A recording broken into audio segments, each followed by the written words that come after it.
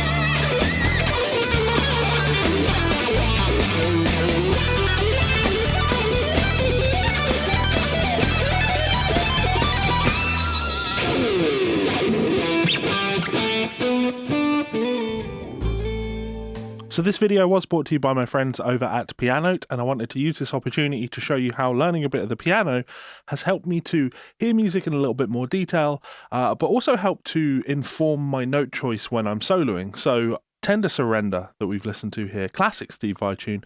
I've heard it many times in my life. And I've played over it many times in my life, but I've never really put a lot of focus on what the chords are. And of course, on the piano, you can't really get by without knowing what your chords are.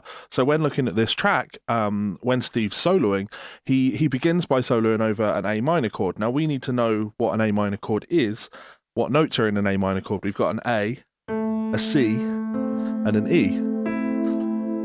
Now, with that knowledge in hand, and this is the beauty of the piano, everything incredibly visual, we can look at this, and unlike on the guitar, when we see the note A, and then we need to find another A on the guitar, we need to know where those notes are.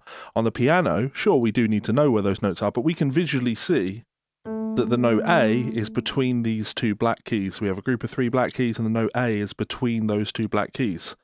So if I'm playing A minor like this, I can take that A that's on the bottom and put it here, and we still have an A minor chord. This is an inversion. We could do the same again. We could take the note C that's on the bottom and move it up to here, and we're going to have, again, an A minor chord. Now this is going to give us lots of options. These are called inversions, and we can practice those. In fact, we should practice those.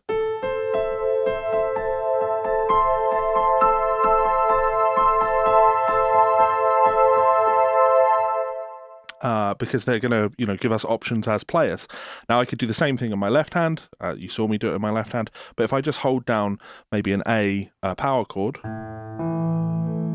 I now have options for how to play that A minor chord. So we might play, or we could play,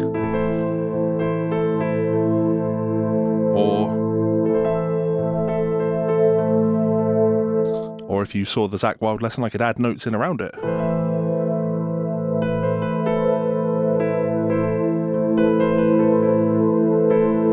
So I know what those notes are. The next chord is a D major chord. Okay, we have to know what that means. What notes are in a D major chord? D, F sharp, and A. Same principle. I want to practice. Let's do it with my right hand. Moving that around inversions. We could do it in both hands.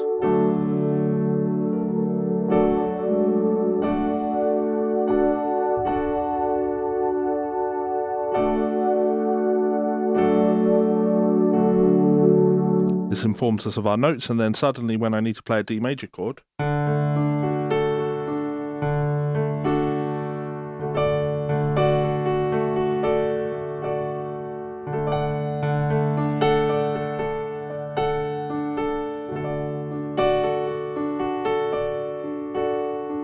going between those two chords, A minor, let's maybe play, what am I doing here?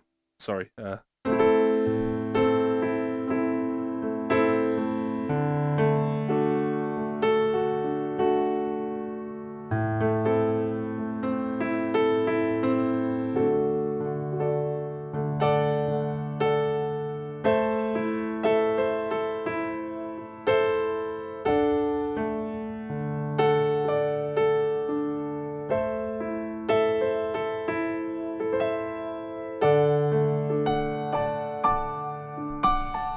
And then the final chord in the loop in this chord progression is an E minor chord. Again, I need to know the notes E, G, B. Practice my inversions. And then I can play E minor.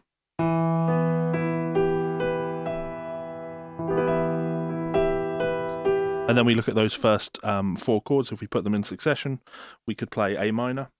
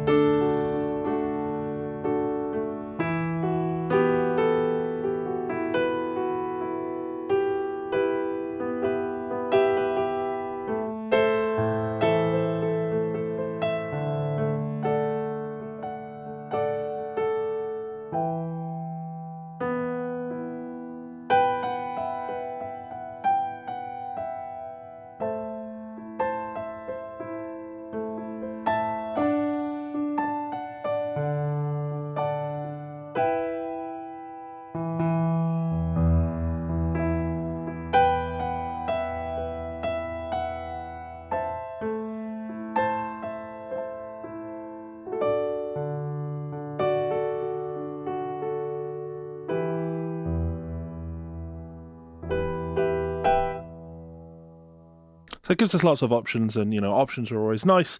Great for making backing tracks, great for just understanding the harmony, great for thinking about the melody and thinking about how the melody relates to the chords that you're playing over. So huge thank you to my friends over at Piano. I hope you've enjoyed that. Go check out the link in the description, and I will see you for another video tomorrow. Laters.